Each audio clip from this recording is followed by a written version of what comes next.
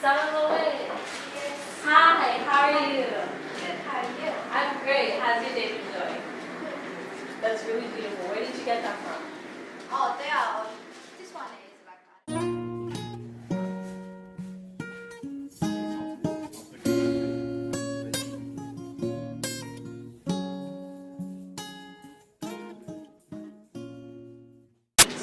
One is traditional. Oh, the traditional food. We use this. Welcome to the fourth episode of Entrepreneurs of Africa. This is a really exciting episode because we are here with the one and only Salama Wit. How are you feeling, Salama? I'm good. You feeling good? Yeah. I'm feeling really excited because this is my first time to be at the Ethiopian village. And I haven't looked at the menu yet, but tell me what's on it, what kind of cuisines, what kind of foods do you cook? It's all Ethiopian cuisine Mm-hmm. and all like village food. It's everything. Not like it's more modelized. It's like everything from my mom was cooking it like back at home. It's everything village, like how we eat it in the country. I do it here, and yes, really good. Alright, so I saw on the sign as I entered injera, but what other kinds of foods do you have? The injera is the bread. The bread? Mhm. Yeah, it's special Ethiopian bread. And they eat it other countries as well, but like it's Ethiopian people know mostly about the bread, and that's the biggest my business. People love it. The injera first, yeah, and the other foods as well. Right, so why did you choose the foods that I'm assuming you grew up eating? Yeah, why did you choose those foods? You could have chosen to cook anything. You could have chosen Nigerian, you could have chosen Kenyan, but why did you choose Ethiopian food? Well, I'm Ethiopian. It's because I'm Ethiopian. I love to to eat Ethiopian food, and I love to cook Ethiopian foods as well. Yeah, that's my skill. And when did this passion start? This love of cooking? Well, I love cooking when I was little. So my mom was we had our own restaurant in Ethiopia. Yeah, and my mom loved cooking, and I just learned with her, and I love cooking too. That's amazing. So from growing up in a restaurant to starting your own, and you said you used to have one In Sudan as well when I was in a refugee. Yeah. Right. So tell me a bit about that, because that would have been your first business of your own. Yeah, that was. And how did you go about starting that, especially as a first-time business owner? Yeah, I think in Africa it's easy.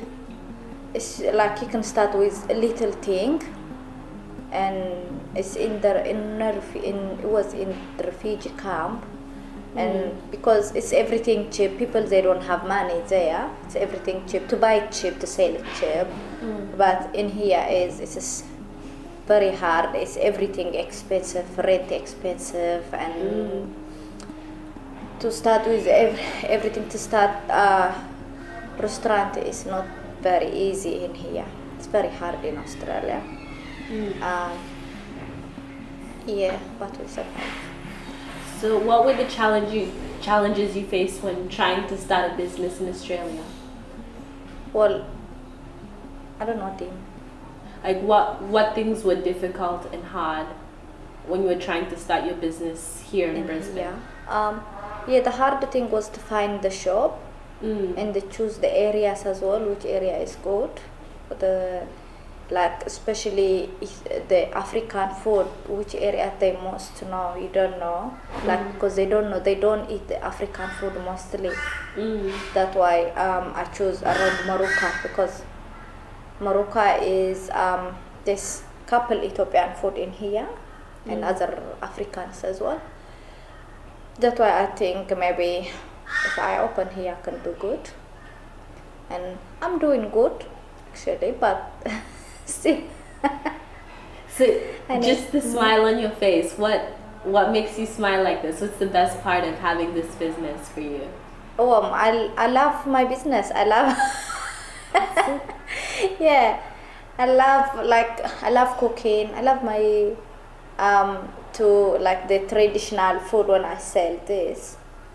Because people love it when people eat and drink having the Ethiopian coffee. It's different culture. When they taste it, they love it. When they happy, I get happy. That's amazing. And for the people who find themselves walking into your restaurant, how do they find out about the Ethiopian village? They love it. They love it. Right. So do they hear from other people? Do you advertise? Yeah, I don't have many advertise, but it's because I think they know this area. I have sign outside, and they just come or go Lachak Maruka, look around. When they just walk, they see the sign, and when they do shopping, they see the sign too, and they come next time, and by friends as well. Like someone tell, yeah, I had Ethiopian village good coffee. I had in Ethiopian village good dinner. Like people here like this and come in. Right. So word of mouth. And do you tell a lot of people in your community about it? Do you find that you've had a lot of support from the Ethiopian community? Yeah, they do. Right, that's awesome. And obviously you don't just wake up one day and say, I want to start a business and have the skills. So did you do some type of course before you started Ethiopian Village? Yeah. Right, But this one was like, for even when I'm coming from Africa, this was like my dream to have restaurant wherever I go. I have to have my own restaurant. This is my dream. I really want to grow up with this. But I don't have any other skills. I love cooking, like when I was little and up to end. I love cooking. I just want to do cooking, Yeah. And how did your skills help you make your dream come true? Yeah, it's doing work now.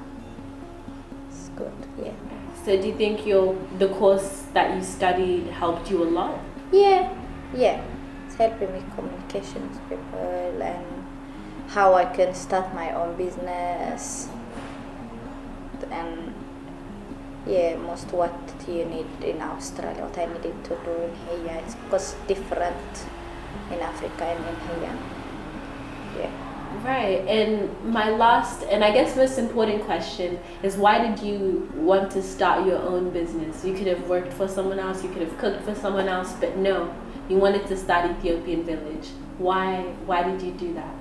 I love to show people what is Ethiopia too, it's most people, they don't know what is even in Africa. Do we have good foods and healthy foods? They don't know. And I love to show like what kind of food we have, and coffee, tea, and the bread we use it, we eat it. I love to tell people about all that. Wow, that's incredible. And looking around at your restaurant, it's evident that you've told a brilliant story. And what would you like to leave the people who are watching this video with? Like the people who want to start their own business, they don't know how, they're scared. What's something that you would tell them? Well, I love to tell them to hard work to come their dream true. Like, you have to save money, you have to work first, and you have to do study to know the difference as well. It's not easy like Africa to start business in here, because you can lose, like you spend hundreds money and you can lose to, and you have to do courses first and start your own business. Wow, so that's incredible and that's really inspiring, and thank you so much for agreeing to be in this interview, and thank you for agreeing to be with Entrepreneurs of Africa. Thank you for having me. Thank you so much.